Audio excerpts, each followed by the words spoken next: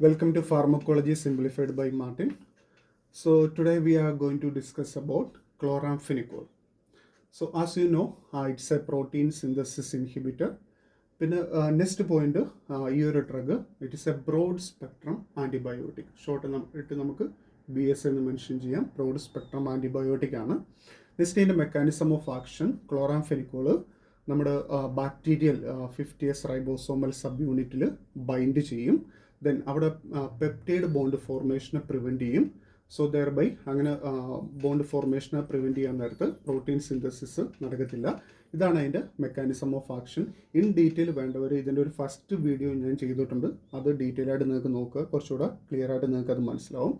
So next അതിൻ്റെ pharmaco കൈനറ്റിക്സിൽ വരാൻ നേരത്ത് ഫസ്റ്റ് ഇമ്പോർട്ടൻ്റ് ആയിട്ടുള്ളൊരു പോയിന്റ്, ഈ ഒരു ഡ്രഗിന് ബിറ്റർ ടേസ്റ്റ് ആണ്. സോ നമ്മൾ ഇതിൻ്റെ ഒരു പാൽമിറ്റേറ്റ് എസ്റ്റർ ആയിട്ടായിരിക്കും ഈ ഒരു ഡ്രഗ് നമ്മൾ പേഷ്യൻസിലൊക്കെ കൊടുക്കുന്നത്. ലൈക്ക് ക്ലോറാംഫെനിക്കോൾ പാൽമിറ്റേറ്റ് എന്നുള്ളൊരു ഫോമിലായിരിക്കും ഇത് അവൈലബിൾ ആയിട്ടുള്ളത്. പിന്നെ നെക്സ്റ്റ് ഒരു ഇമ്പോർട്ടൻ്റ് പോയിന്റ് ആണ്, ഇത് മെറ്റബോളിസം ഇതിൻ്റെ ലിവറിൽ നടക്കുന്നത് വയ ഗ്ലൂക്രോണൈഡ് കോൺജുഗേഷൻ എന്ന് പറയും. അത് നിങ്ങളൊന്ന് നോട്ട് ചെയ്ത് വെക്കുക. എന്താണെന്ന് വെച്ച് കഴിഞ്ഞാൽ ഇതിൻ്റെ ഒരു ഇമ്പോർട്ടൻ്റ് ഒരു അഡ്വൈസ് എഫക്റ്റ് അത് ആയിട്ട് റിലേറ്റ് ചെയ്തിട്ടാണ് വരുന്നത്. സോ ആ രണ്ട് പോയിന്റ് നിങ്ങൾ നോട്ട് ചെയ്ത് വെക്കുക. നെക്സ്റ്റ് ഈ ഒരു ഡ്രഗിൻ്റെ advice effects. The first one is bone marrow suppression, very important. So ഇതിൻ്റെ മാനിഫെസ്റ്റേഷൻ എന്ന് പറയുന്നത് പേഷ്യൻസിൽ anaemia, leukopenia, thrombocytopenia. Next condition grey baby syndrome. So mainly ഇത് നിയോനേറ്റ്സിലാണ്, പ്രീമച്ചുർ ഇൻഫൻസിലാണ് വരുന്നത്. സോ ഇതിൻ്റെ റീസൺ എന്ന് വെച്ച് കഴിഞ്ഞാൽ നിയോനേറ്റ്സിൽ അല്ലെങ്കിൽ പ്രീമച്ചുർ ആയിട്ടുള്ള ഇൻഫൻസിൽ UDP ഗ്ലൂക്രോണൈൽ ട്രാൻസ്ഫറൈസ് എന്ന് പറയുന്ന ഒരു എൻസൈം ഡെഫിഷ്യൻ്റ് ആണ്. സോ ആ ഒരു എൻസൈം ഡെഫിഷ്യൻ്റ് ആയതുകൊണ്ട് നമ്മുടെ ക്ലോറാംഫെനിക്കോളിന് ഈ പ്രീമച്ചുർ ആയിട്ടുള്ള ഇൻഫൻസിന് മെറ്റബോളൈസ് ചെയ്യാൻ പറ്റില്ല.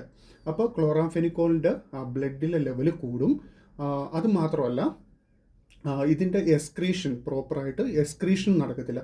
അപ്പോൾ ഈ രണ്ട് നെറ്റ് എഫക്റ്റ് എന്ന് പറയുന്നത് ക്ലോറാംഫെനിക്കോളിൻ്റെ ബ്ലഡിലെ ലെവൽ കൂടും.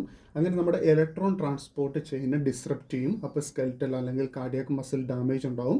അതോടൊപ്പം തന്നെ ക്ലോറാംഫെനിക്കോളിൻ്റെ ലെവൽ കൂടുമ്പോൾ ബിലുറുബിൻ്റെ ലെവലൊക്കെ കുറച്ചുകൂടെ കൂടും. അങ്ങനെ കെർണിക്ടെറസ് എന്ന് പറയുന്ന കണ്ടീഷൻ ഉണ്ടാവാനുള്ള ചാൻസ് ഉണ്ട്. അപ്പോൾ കുട്ടികളിൽ സ്കിൻ അപ്പേഴ്സ് ഗ്രേ കളറായിരിക്കും വരുന്നത്, സൈനോസിസും കാര്യങ്ങളൊക്കെ ഉണ്ടാവും.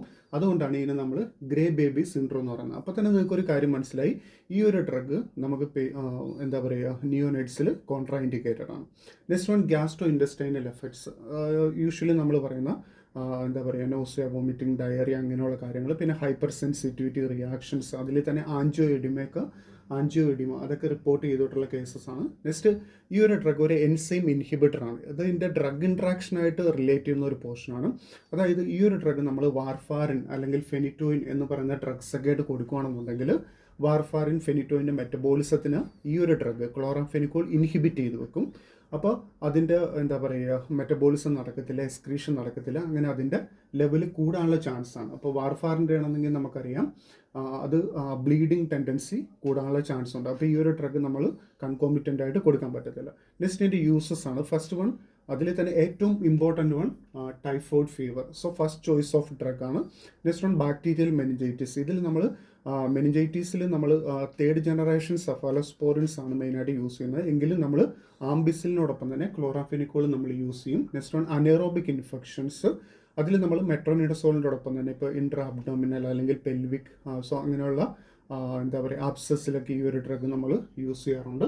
Next one rickettsial. അപ്പോൾ നിങ്ങൾക്ക് അറിയാം റിക്കറ്റ്സിയൽ ഏറ്റവും മെയിനായിട്ട് നമ്മൾ യൂസ് ചെയ്യുന്നത് ടെട്രാസൈക്കിളിനാണ്.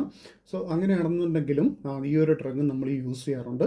Next one eye and ear infection. നമ്മൾ ടോപ്പിക്കൽ പ്രിപ്പറേഷനായിട്ട് ഒരു ക്രീമായിട്ടോ അല്ലെങ്കിൽ ഒരു ഡ്രോപ്സ് ഒക്കെ ആയിട്ട് നമ്മൾ ക്ലോറാംഫെനിക്കോൾ ഐ ആൻഡ് ഇയർ ഇൻഫെക്ഷൻസിൽ യൂസ് ചെയ്യാറുണ്ട്. അതുപോലെ തന്നെ last one is brucellosis. So ഇത്രയാണ് ക്ലോറാംഫെനിക്കോളിനകത്ത് വരുന്ന ഇമ്പോർട്ടൻറ്റ് പോയിന്റ്സ്. Thank you.